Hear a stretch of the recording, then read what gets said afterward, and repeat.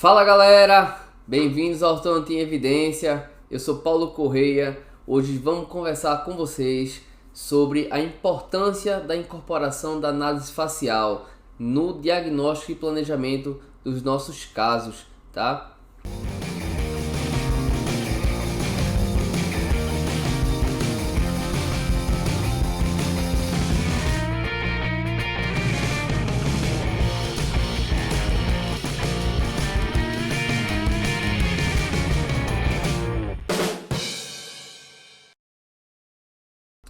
Mas de uma forma bem diferente, tá certo? De uma forma para vocês entenderem por que a análise facial é uma ferramenta tão importante para que a gente possa definir o diagnóstico, o planejamento e o prognóstico do nosso paciente, tá certo? E comparando também com a análise cefalométrica, não no sentido de exclusão, uma em detrimento em relação à outra, mas no sentido de complementação, para vocês entenderem onde uma é importante e onde a outra ela se torna importante também, tá certo? Então vamos lá, pessoal. Bem, em primeiro lugar, pessoal, quando a gente fala de análise facial, análise cefalométrica, é não comparar, tá? É uma coisa que a gente acaba que observa em muitos momentos diferentes, tá? Eu faço também às vezes comparações e acho que todos vocês fazem também. E aí há uma tendência hoje, né? A gente até já escutou de muita gente dizendo assim: em tal canto não se ensina cefalometria, tal professor diz que não usa cefalometria no diagnóstico e planejamento dos seus casos, tá? Eu já escutei isso muito mesmo. Acredito que Henderson também, Manuela também. E vocês com certeza é que escutam mesmo, né? Então, primeira coisa que eu queria passar para vocês é que não façam uma comparação entre as duas análises no sentido de exclusão. Eu aprendi análise facial, dou todo o diagnóstico de análise facial e nem olho mais a cefalometria, tá? Então, primeira coisa que eu queria que vocês fizessem era não excluir, tá? Tem pessoas que nem pedem mais uma teleradiografia. Não façam isso, tá? As duas têm um caráter de muita importância no diagnóstico e no planejamento. Agora, tem que saber o que olhar de cada uma, tá? Então elas se complementam. É isso que a gente fala, né? Como é que a gente vai, de uma hora para outra, né, dizer que a cefalometria, a teleradiografia, né, não serve para nada e, né, tanto tempo já está aí no mercado, né? Não é possível que não sirva para nada, né? Não é possível que nem se peça mais uma teleradiografia porque ela não serve para nada, tá? Então a gente não é adepto desse conceito, tá? Então vamos entender por que também, né? O porquê que a gente não é adepto e quais são as horas que a gente dá uma valorizada em uma e dá uma valorizada na outra e sabe distinguir onde que cada uma entra nesse diagnóstico e nesse planejamento e nesse prognóstico do nosso tratamento. Então, logo de cara, né, a gente podia passar aqui para vocês que a cefalometria, inquestionavelmente, ela tem uma importância histórica enorme, né? Muito grande, tá, pessoal? Muito grande. Tenho certeza que vocês têm noção disso, porque os grandes estudos de crescimento crâniofacial se utilizou radiografias cefalométricas, né, para poder a gente ter esse entendimento sobre padrão de crescimento, sobre crescimento crâniofacial. Então, já daí, né, não é à toa que ela foi escolhida como a ferramenta para se fazer isso, tá? Porque ela tem uma efetividade, né, nisso, tá? Como também, quando falando em efetividade, né, quando se vai estudar efetividade de aparelhos, tá? Se vocês forem observar, isso é feito através de comparações cefalométricas, né? Para a gente ter uma ideia do que aquele aparelho faz de verdade, né? Se ele redirecionou o crescimento, se ele reposicionou o dente, né? Então, tudo isso é feito através de comparações cefalométricas. A gente não pode tirar o mérito da cefalometria com relação a isso. Mas, o que acontece, né? É o uso, em alguns momentos, inadequados, tá? Nisso que eu falei agora, né, desses grandes estudos que fazem pesquisa para avaliar crescimento crâniofacial, né, efetividade de aparelho, joia, teve um mérito, né, a gente vê um resultado e tem uma ideia do que está acontecendo na boca do paciente. Mas você querer dar um diagnóstico baseado em números, né, em cefalometria, análise cefalométrica, aí hoje é que está um pouco equivocado, tá? É você limitar muito pouco o planejamento inteiro de um tratamento, tá? Então, o problema da cefalometria, né, a gente costuma falar que é a metria, né, é a medida, né, que é feita, tá? Então, isso sim causa diagnósticos equivocados e, consequentemente, planejamentos e prognósticos equivocados também, tá? E é por isso que a gente está fazendo esse vídeo aqui hoje, para que vocês entendam onde é que está o equívoco de um em detrimento ao equívoco do outro, tá? Para que vocês também não façam esses deslizes, né, que comprometam o seu planejamento. Então, quando se faz o uso desses valores métricos no diagnóstico, né, e a aplicabilidade dele na forma prática tende, né, ao erro, tá? Afinal de contas, aqueles números são baseados em pesquisas com um grupo de pessoas e que foi dito que aquilo era o padrão normal para as pessoas, tá? De uma forma geral. E aí, se você está fora daquela média, né, você está anormal, né? E aí, você estando anormal tem que ser corrigido, né? E de repente, aquele valor anormal para o seu paciente não é anormal para o seu paciente, tá? Ele é anormal para aquele grupo de pesquisa utilizado para se fazer aqueles valores médios com seus desvios padrões, certo? Então, durante a trajetória ortodôntica, né, durante mais de 50, 70 anos, né, tem análises cefalométricas datadas disso daí, né? Entre elas, a gente pode sugerir aqui que são pelo menos as mais utilizadas nas escolas, como a análise de Steiner, análise de Tweed, análise de Downs, Ricketts, Jarabá, todas essas análises, né, McNamara, tá? Todas essas análises foram, né, criadas ao longo da trajetória ortodôntica e o objetivo era o mesmo, né? O objetivo dessas análises era criar um padrão normal para a população e para que os ortodontistas seguissem como meta, né? Então, se o seu paciente estava fora daquele padrão normal, o objetivo era trazê-lo para aquele padrão de normalidade encontrado por esses diferentes autores, que utilizavam alguns pontos similares, mas alguns não similares entre eles, tá? Um tinha uma referência para dizer se a maxila estava, por exemplo, em equilíbrio com a base do crânio, outro já utilizava outra referência, assim como também para dentes, assim como para padrões de crescimento. Então, cada autor foi criando, digamos assim, né, criando sua cefalometria, sua análise cefalométrica, né? Até que o último deles que popularizou foi o do McNamara, né, na década de 80. Então, depois dele surgiram ainda alguns, mas popularizou mesmo o último foi o de McNamara, que já foi, na verdade, né, pegando alguns erros que ele observou que existiam em outros, né?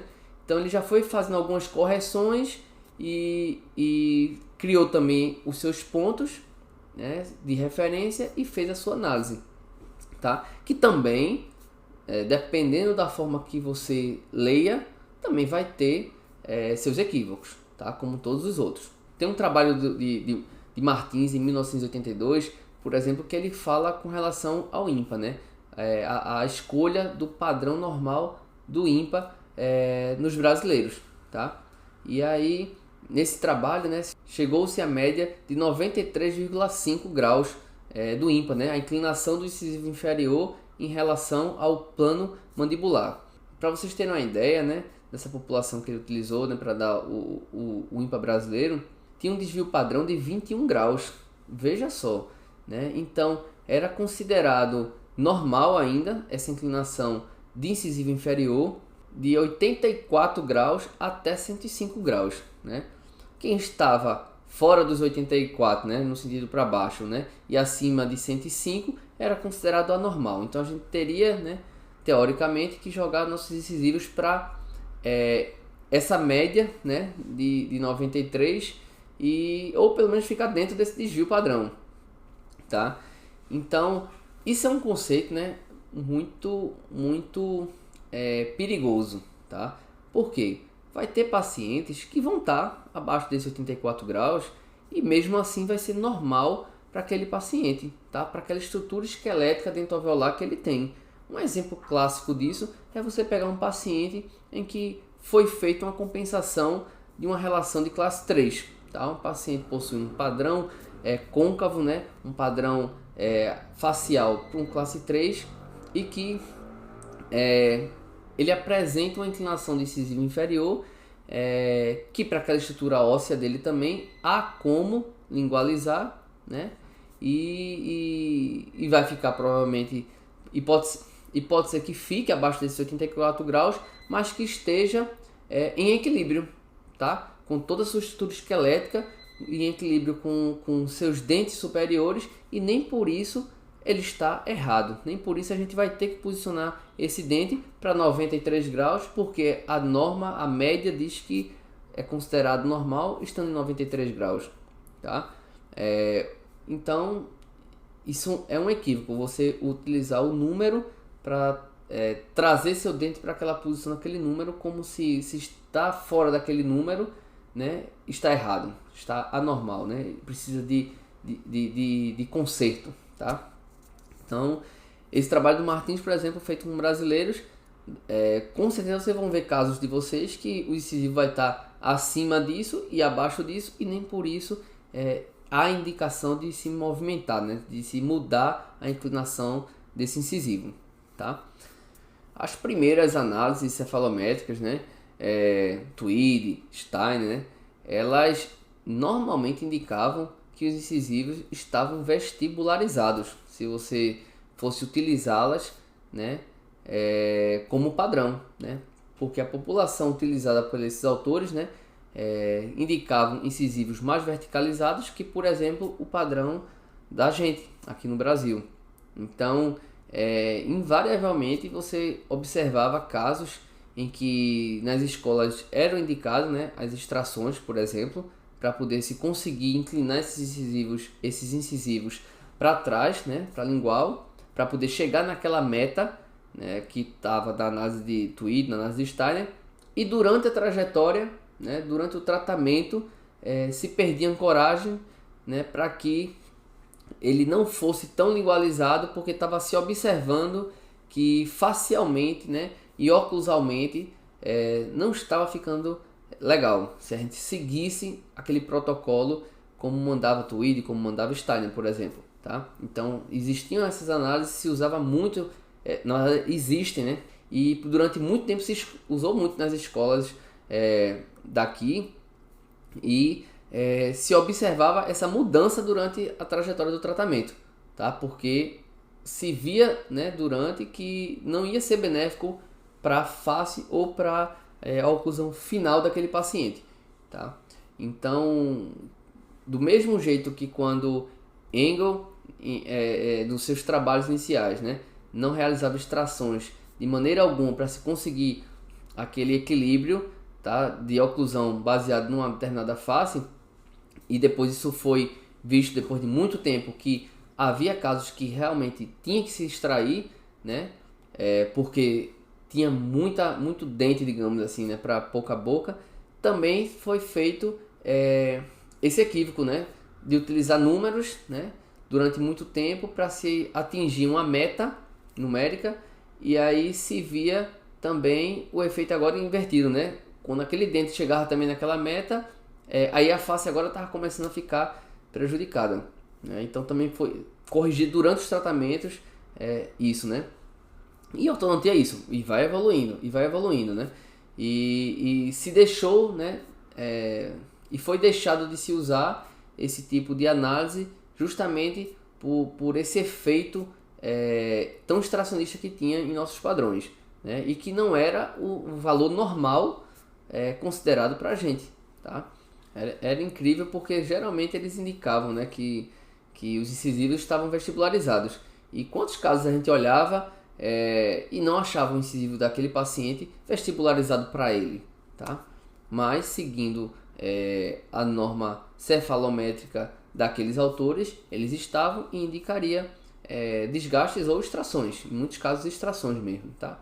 Então, pessoal, demorou, né? Hoje a gente já sabe disso, já tem conhecimento para isso, para afirmar que demorou, né, até um pouco mais de que um século para entender que as limitações do tratamento ortodôntico eles são determinados pela genética do paciente. Então, houve uma época em que se acreditava que dava para a gente compensar muitos casos, que dava para a gente modificar o padrão de crescimento do paciente, né, durante muitos anos mesmo. Eu ainda escuto algumas coisas com relação a isso, de utilizar determinados artifícios para modificar o padrão de crescimento do paciente. Então hoje, com os trabalhos que já existem, a gente sabe que não dá para a gente modificar, né? A limitação do tratamento ortodôntico ela é determinada pela genética desse paciente, tá? E isso é visto fazendo uma análise facial do nosso paciente. Na época do Engel, foi utilizado, né? Ele chegou a utilizar um padrão facial de beleza, tá? Um padrão que os dentes teriam que ser posicionados para atingir aquele padrão facial de beleza, né? Ele utilizou como padrão de beleza o Apollo de Belvedere. Esse foi o padrão escolhido por ele, né? Que posteriormente ele mesmo modificou isso, né? Ele mesmo não entendia mais aquele como um padrão de beleza, tá? E lógico que ele não queria que todas as pessoas tivessem aquela face, tá? do Apollo de Belvedere. Ele utilizava aquilo como um padrão de beleza e que os dentes deveriam estar numa posição para atingir aquilo. Sim, e para isso ele via, né, a posição que os dentes teriam que estar. Na verdade, ele não queria que todas as pessoas tivessem aquela face, né? Ele, na verdade, criava uma direção, tá? Não era um ponto final, uma meta, né? Ele dizia assim, que teria uma direção para que os dentes fossem posicionados para chegar naquela face. E aí, lógico, né? Sem realizar extração, né? Porque ele acreditava que aquela estrutura esquelética foi feita geneticamente para aqueles dentes. Então, era questão de arrumação para que todos coubessem e no final teria um padrão facial belo, tá? Lógico, ao longo do tempo, com trabalhos, né, com resultados, né, muitos dos seus seguidores às vezes ficavam frustrados, né, porque não conseguiam atingir o mesmo resultado do que seu mestre, e alguns começaram a questioná-lo, né, inclusive, né, porque enquanto uns achavam que o erro estava em si, né, no tratamento, outros achavam que não era possível atingir uma meta daquela, né, uma direção, ir para aquela direção sem ter extração, tá? Porque acreditavam que não necessariamente aquele esqueleto era proporcional para que todos aqueles dentes. E aí haveria sim que ter extrações para poder atingir aquela meta final, né? E com isso, né, começaram a surgir as extrações também. Mas isso já deixou um legado para a gente, né? Porque mostrou que o padrão facial era importante, né? Era importante e ele era visto como uma direção. Se a gente entende o padrão facial, né, a gente sabe para onde a gente está indo, tá? Para atingir o ideal para aquela face.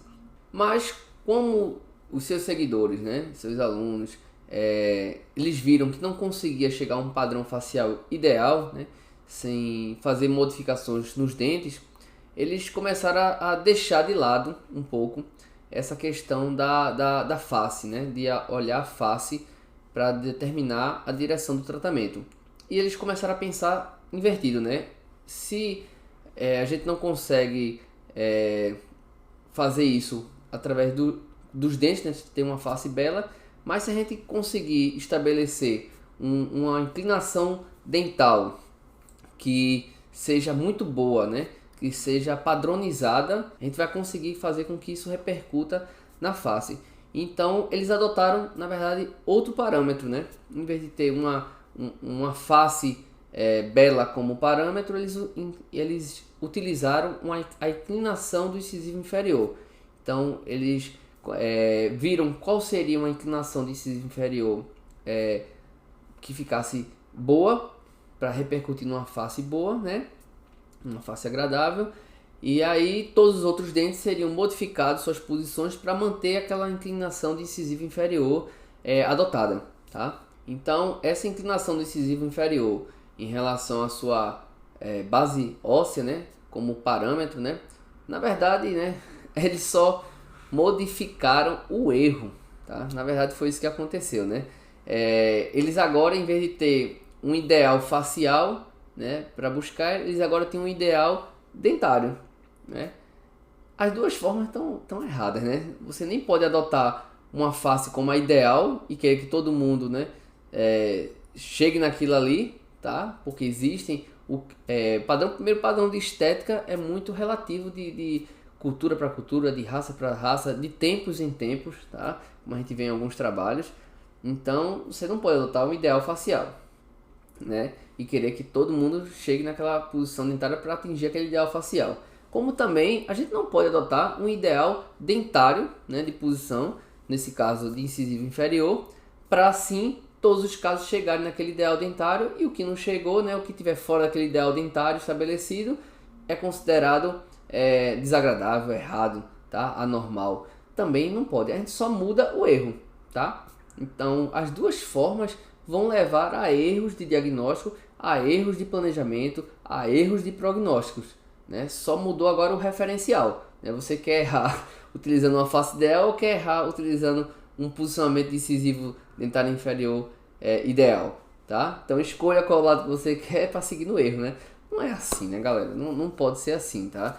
Então a gente na verdade não quer o erro, né? Você não quer escolher qual caminho errado que você vai tomar, tá? Então isso com o tempo também foi visto, né? Apesar de se utilizar ainda, a gente observa que há os seguidores ainda desse ideal dentário, tá? De incisivo inferior, mas não é o mais correto hoje com o conhecimento que já se tem, tá certo, pessoal? Outro erro também que se faz muito, né, quando se faz análise facial atualmente é fazer a medição facial, né? Como é que a gente chama de a faciometria, né? Você utilizar valores numéricos, só que agora em vez de ser na teleradiografia, né, no esqueleto, você pega a face do paciente e coloca o que é normal em termos de números. Sempre há uma tendência, né, isso minha, sua, de todo mundo, de tentar colocar os números, quantificar, né, vamos assim falar, né, quantificar o que é normal e o que está fora do normal, porque fica fácil, né, de você, olha o número, o normal é 10, ele tem um desvio padrão de 2, né? Então ele está 16, eita, tá acima, tá acima, escreve, né? Há uma tendência porque isso torna a coisa mais simples, isso é óbvio, né? Sem pensar muito, você só olhando o número que aqui está fora do desvio, você dá o diagnóstico. Isso também leva a muitos erros, tá, pessoal? Porque o que é agradável tomado como referência não é a maioria, não é o normal, tá? Então, os aceitáveis é que são. E a gente vai ver um pouquinho sobre isso. Vou falar um pouquinho sobre isso também, tá certo?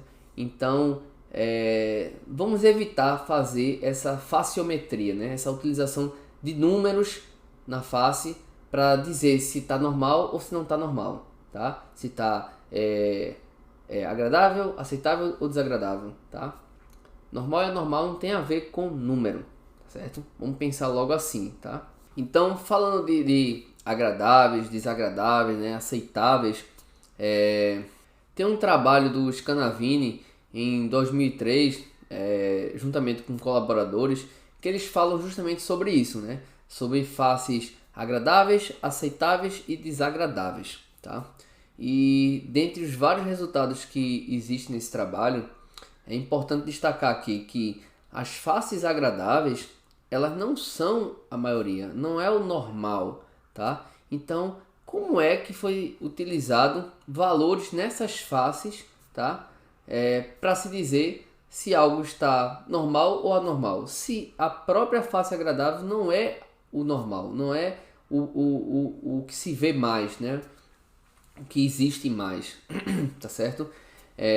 Então, a primeira coisa que é importante deixar claro aqui é que essas faces agradáveis, elas não dependem da gente, não dependem do profissional, do ortodontista para se atingir, tá? Elas são geneticamente, tá? Já realizadas daquela forma. Então, não há como a gente chegar nesse objetivo, tá? Já que elas são determinadas geneticamente, certo? As faces desagradáveis, que também está no número pequeno, nos trabalhos eles mostram isso, são aquelas faces que necessitam de cirurgia para que se tornem aceitáveis ou até mesmo agradáveis, a depender da discrepância que existe nessa face que está desagradável, tá? E na determinação dessa desagradabilidade da face, né, vamos assim falar, né, é extremamente importante o profissional saber. Então, na determinação dessa face desagradável, é extremamente importante nós profissionais sabermos avaliar a relação labial do paciente, tá? O seu selamento, sabe, labial, se passivo, compressivo, ter um olhar clínico para isso, como também avaliar a relação desse lábio com o nariz e o mento. Esses dois pontos são indispensáveis para que a gente possa dizer que aquele paciente realmente tem uma face desagradável, realmente é um paciente que necessitará de uma cirurgia ortognática para poder melhorar essa face, se assim ele desejar, claro, né? O terceiro grupo, que é o grupo normal, que é o grupo da grande maioria dos pacientes, das pessoas, tá? Como eu, você e todos, né? São as faces aceitáveis, tá, pessoal? Então, no trabalho, né, ele provou isso, né? E essas faces aceitáveis são os grandes beneficiados pelo tratamento ortodôntico, tá? São os grandes beneficiados e são aqueles onde a gente realmente vai atuar. Então, o que é que a gente quer dizer com isso após ver um trabalho como esse, e como existem outros também que falam a mesma coisa, tá? Que o padrão agradável, né, facial agradável, ele não pode ser utilizado de forma alguma como referência, porque ele não é o normal, tá? Ele não é o mais comum. Se assim a gente adota, como foi feito ao longo de muito tempo, a gente está admitindo que o nosso paciente aceitável, que é a grande maioria, né, da população, ele é anormal, né? E não pode, né? A própria palavra normal quer dizer isso, que é o mais comum. Como é que a gente diz que a gente usa, né, valores do paciente que tem a face agradável como sendo o valor normal, se ele não é o mais comum, né? E diz que o paciente aceitável, que é o mais comum, né, a gente não utiliza os valores normais dele para dizer que é normal, né? Então, o que é que a gente quer dizer? Que o paciente que tem uma característica facial aceitável, ele pode não ser perfeito, tá? Mas ele pode ser normal, ele pode ter valores normais para aquela face e a face vai ficar aceitável, tá? Não vai ser conduzido a uma cirurgia ortognática se é possível ter uma face aceitável, um padrão dental aceitável para aquela face, certo? Então é muito importante também a gente saber, reconhecendo as características faciais do paciente, né? A gente tem como prever quais são as características dentárias normais para aquele paciente, né? E com isso colocar essas características como meta, tá? Para o nosso tratamento. Então, se você tem um paciente com uma determinada alteração esquelética facial, você não pode querer colocar a posição dentária dele como um paciente que não tenha alteração esquelética facial, né? Mas reconhecer essa alteração esquelética e saber já o que seria normal dentoalveolarmente para aquela característica facial, a gente tem como prever isso. E com isso, tem uma meta estabelecida, né? Uma direção para seguir o nosso tratamento e prever também um prognóstico mais correto, né? Um prognóstico mais previsível, tá? Para aquele tipo de paciente. E com isso a gente também já sabe o que não fazer para aquele paciente, né? Se a gente já sabe para onde vai, né? A direção que a gente vai tomar para ter aquele determinado fim, né? Para poder aquela face ficar agradável com aquelas posições dentárias finais, a gente sabe também o que não deve ser feito, que vai atrapalhar nossa trajetória, não é isso? Então é muito importante no início já dar esse diagnóstico esquelético facial do paciente, tá? Que isso é feito, logicamente, não analisando números, tá? Não dá pra gente dizer isso analisando números, como a gente falou durante toda essa aula, né? Os números, ele vai dar um valor médio baseado em algo que não é o que é o normal, tá? Não é o que é mais visto. Então, existe o que é normal para determinadas características faciais. E aí sim tem os valores normais dentários para aquela característica facial. E consequentemente, né, a gente também vê que não dá também para você dar essa meta, né, final de tratamento, né, esse prognóstico, esse planejamento todo, avaliando apenas relação de molar e relação de canino. É muito pouco para você definir todo um planejamento dizendo apenas se o paciente é classe 2, classe 3, classe 1 de molar e de canino. Então eu peguei aqui uma imagem, né, para vocês verem isso na prática, né, como a gente utiliza, tá, em relação ao nosso diagnóstico, nosso planejamento, né. Então esse paciente aqui, vocês a foto frontal do paciente, né, onde você já se perguntaria, essa face ela é agradável, ela está aceitável, ela é desagradável, né? E a gente vê o paciente sorrindo, a gente observa também ele com selamento, a visão lateral da sua relação de lábios com nariz, com mento, né? Na minha opinião, é uma face aceitável, tá? Ela tem suas alterações, mas que isso não deixa a face desagradável, né? Há todo um equilíbrio na estrutura crânio-facial, tá? E quando a gente olha na radiografia, na teleradiografia, né? Isso fica muito comprovado, né? A gente observa um mento, né? Atrás em relação, né? Retruído em relação a lábio e nariz, mas que ainda assim está aceitável, está bem equilibrado toda a relação, né? E consequentemente, né, devido a essa alteração esquelética, né, a gente observa o incisivo inferior vestibularizado, né, tentando manter uma oclusão equilibrada, né, compensando a deformidade esquelética, que no caso aqui seria de um retrognatismo mandibular, tá? Se a gente for para os números da cefalometria, olha o que aparece, né? Em relação a SNA e SNB, ele fala da retrusão mandibular e do bom posicionamento da maxila, né? Mas um ANB de 7 graus, né? Uma diferença de 7 graus.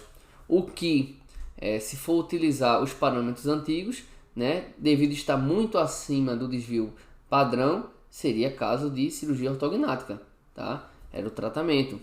E com isso, bem diferente do que a gente imagina, né? E a gente observa a posição do incisivo inferior, ele está bem vestibularizado, ó, 37 graus no ponto NB, né? E no ímpar ele está com 108 graus, né? Bem acima do que seria o normal. Então, se segue-se, né? Se acaba seguindo o parâmetro cefalométrico, teria com certeza, sem dúvida alguma, lingualizar esses dentes, né? E para lingualizar essa quantidade toda, né? Se você utilizar a análise Tweed de Steiner, você com certeza vai cair em extração aqui, tá? Mas até aí tudo bem. Muita gente já tem um olhar clínico para não adotar isso por achar essa face equilibrada. Pior do que isso é quando a gente vê uma análise dizendo uma coisa e outra análise dizendo outra. Veja aqui esse exemplo, né? Como é que pode? A gente viu facialmente uma deficiência de mandíbula, né? Viu na teleradiografia, né? Essa deficiência de mandíbula, né? Com a compensação de incisivos, tá? Que é o resultado da compensação esquelética, né? Então, o padrão dentário ele repercutiu o que esqueleticamente o paciente tem, né? Tentando tornar a face aceitável, que foi o que aconteceu, né? Mas quando a gente a Ricketts dá a mesma coisa que o USP, mas quando a gente veio, por exemplo, para a McNamara, veja só, ele diz que a maxila está bem posicionada, mas que a mandíbula está em protrusão, né? Veja só, se você segue a análise cefalométrica, né, de McNamara, por exemplo, apenas ela nesse caso, você vai querer jogar a mandíbula mais para trás do que ela já está, né? Deu 11, quase 12 milímetros ali, tá? Ou seja, 12,1 de desvio acima, né? Como é que pode, né? São parâmetros que são utilizados na hora que vai fazer a análise, né?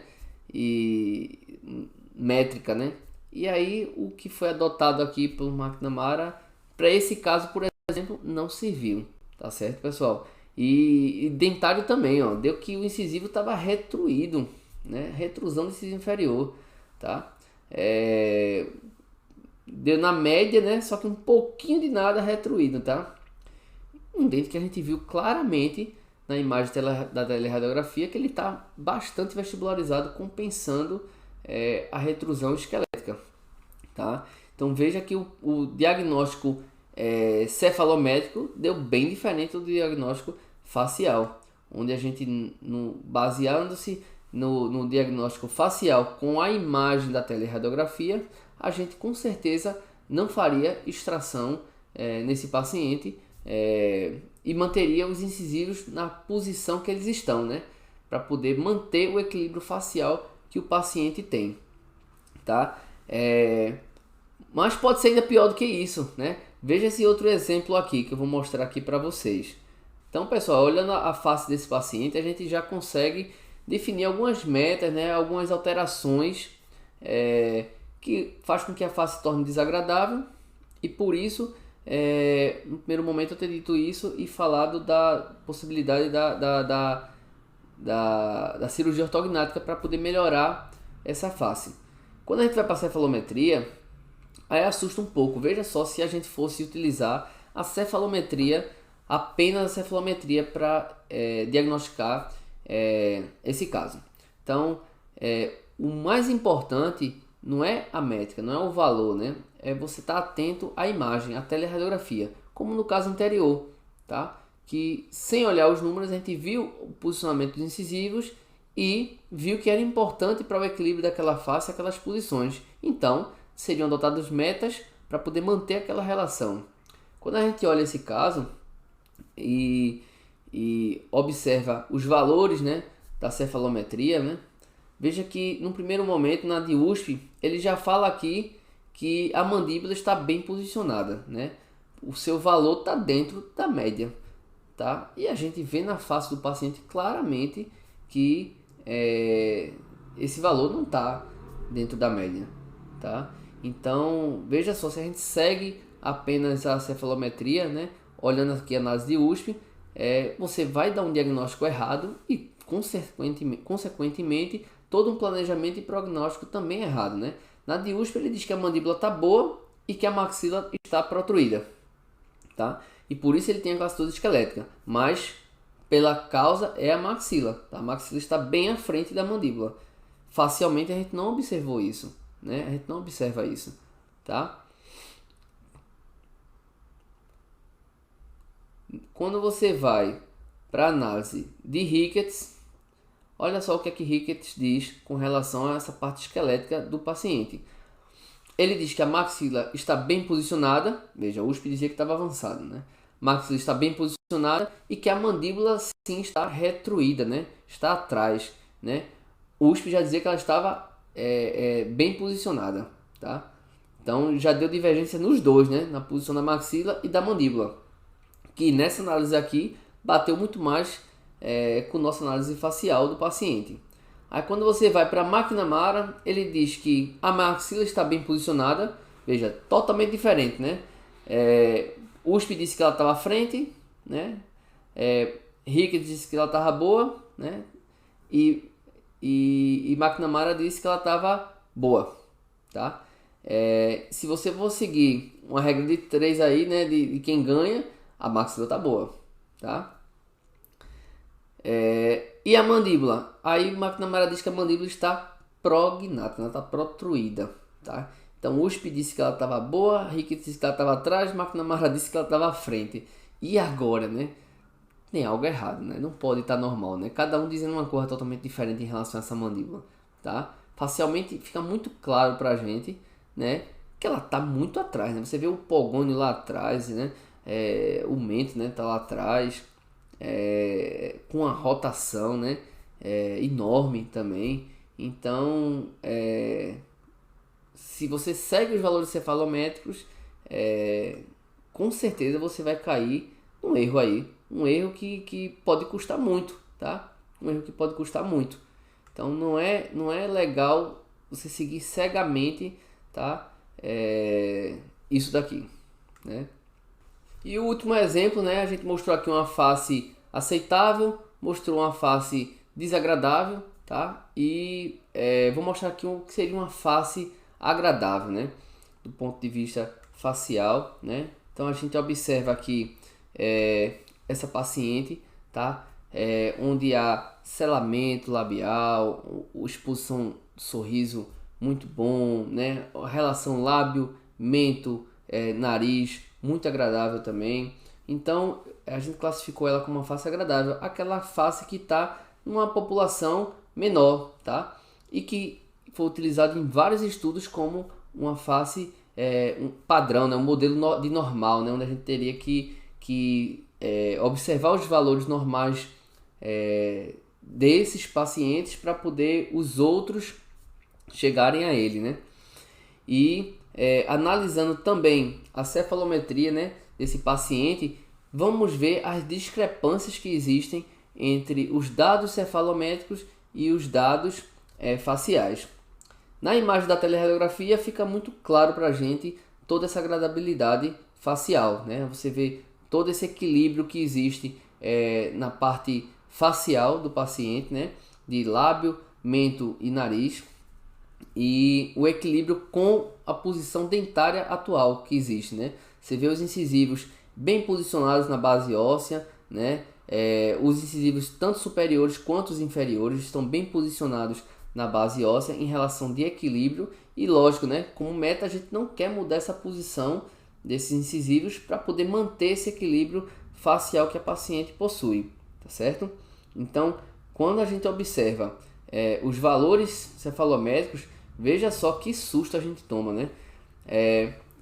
Observando primeiro o USP, você vê logo que a mandíbula ela está normal, né, dentro do desvio, mas a maxila está prognata, né? Facialmente a gente não vê esse prognatismo maxilar, tá? E aí um desvio de ANB de quase 3 graus, né? 1 grau acima do desvio padrão, né? Então, né, isso, né, deixa a gente assim, né, apreensivo. E aí, né, você vai seguir realmente essa cefalometria, não é? Porque se você seguir, você teria que operar a maxila dela, né? E aí você destruiria o equilíbrio facial da paciente, tá certo? O ímpar, ele deu dentro daquele padrão de normalidade que a gente observou numa pesquisa entre brasileiros, né? Que era em torno de 93 graus. Mas se você olhar, o padrão para a USP não era de 93 graus, né? Era 87, tá? Porque a pesquisa foi utilizado outro tipo de público, né? Então se você seguia pelo que está aqui na cefalometria, você vai também tender a lingualizar esses dentes, né? E com isso mudaria essa relação de lábio superior com inferior, porque você lingualizando esses dentes inferiores, consequentemente o lábio inferior vai ter que lingualizar, certo? E para manter aquela relação entre os incisivos, você vai ter que lingualizar também o superior, isso é lógico, né? Ou seja, a paciente vai começar a ter o lábio murcho, né? Porque vai o lábio superior para trás e o lábio inferior para trás, né? Seguindo a cefalometria. Seguindo a análise de Ricketts, com relação à maxila, ela agora não está mais protruída, né? Não está mais prognata. Ela agora está o inverso disso, ela está retrognata, ela está atrás. Veja que não tem nada a ver com a nossa análise facial, tá? E a mandíbula está boa, né? Então a mandíbula continuou boa para Ricketts, né? Mas o problema agora está na maxila. Em vez de estar para frente, está para trás no sentido sagital. Veja só, né? Quanta coisa estranha a gente vai observando, né? E com relação a McNamara, né? Em relação a McNamara, ele diz que a mandíbula tá boa sim, assim como os outros dois. Mas a maxila realmente ela está prognata, como dizia a USP, tá? Então, 2 disseram que estava prognática, 1 disse que estava retrognática, mas ninguém disse que estava normal, tá? Então vai ter que, de acordo com a cefalometria de McNamara e de USP, né? Teria que operar o paciente e jogar essa maxila para trás, já que a maxila é o problema, né, de estar para frente, tá? Então eram esses 3 casos aqui que eu queria mostrar para vocês, um com face agradável, um com a face desagradável e outro aceitável, e mostrando o quanto divergem os valores cefalométricos obtidos com essas faces e o que a gente vê facialmente, né, para poder traçar o planejamento. Veja que dão 2 planejamentos bem diferentes quando a gente observa um e quando a gente observa o outro, tá certo, pessoal? Então, pessoal, o que é que eu poderia dizer para vocês do que é importante observar na cefalometria? Na verdade, não é o valor métrico que você deve observar, não é o número que foi dado pelos autores, tá? O que você precisa observar é a imagem, tá? É a imagem da teleradiografia. É observar a posição dos incisivos em relação às corticais, onde é que eles estão posicionados. Então, se você quer manter os incisivos naquela posição que a imagem da teleradiografia está lhe mostrando, ou se você quer alterar, né? E se você quer alterar, lógico, né? Na imagem você já vê os limites da cortical e já sabe até quando você pode alterar, não é? Então você não vai se deter ao valor numérico que está sendo dado na cefalometria. Você vai se deter à imagem da teleradiografia para ver a posição desses incisivos, a posição dos ossos do paciente, né? Se possui inclinações, né? Se o crescimento está ficando mais vertical, se está ficando mais horizontal. Não se deter exatamente ao número, tá? Pois isso vai levar você a erros, né? Como a gente viu aqui nesses 3 exemplos, de 3 padrões diferentes aqui de faces e valores bem diferentes do que a gente observa clinicamente, tá? Do que a gente observa fazendo a análise facial deles, tá certo? Então, se você gostou desse vídeo de hoje, tá? Deixe seu like no vídeo, seus comentários, tá? Suas dúvidas que a gente vai responder assim que for possível, né? O mais breve possível a gente vai responder. Compartilhe, né, com seus amigos, com seus colegas, com seus professores, com toda a sua comunidade para eles conhecerem nosso conteúdo, nosso canal, tá certo, pessoal? Deixem suas sugestões de vídeos que vocês desejam, que a gente vai fazer essa gravação sim para vocês, sem dúvida alguma, tá certo, pessoal? Então, até o próximo vídeo. Valeu, galera. Valeu. Tchau, tchau. Hey.